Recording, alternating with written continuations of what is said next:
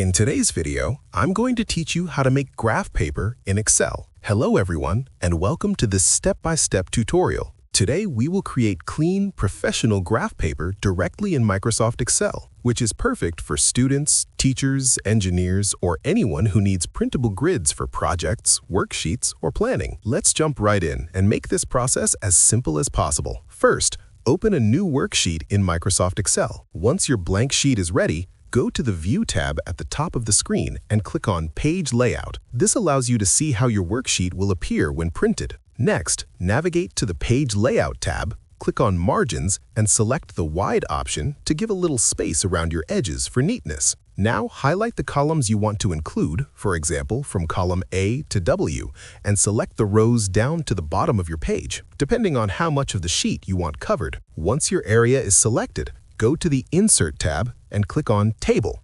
In the dialog box, simply click OK to create your table. By default, the table will have a header row and banded rows. Under Table Design, make sure these are untouched, then select the first row on the left side.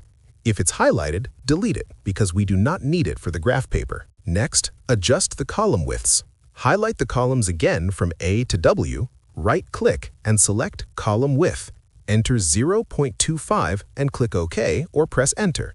Then do the same for the rows by right-clicking on a row number, selecting Row Height, and setting it to 0.25 as well. This will ensure that each cell is a perfect square, which is essential for proper graph paper. After adjusting your rows and columns, select the table you just created or the entire page, go to the Home tab, click the drop-down arrow beside Borders, and choose All Borders.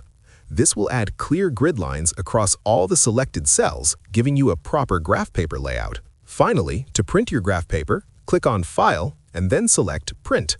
The print preview will show your completed graph paper ready to use.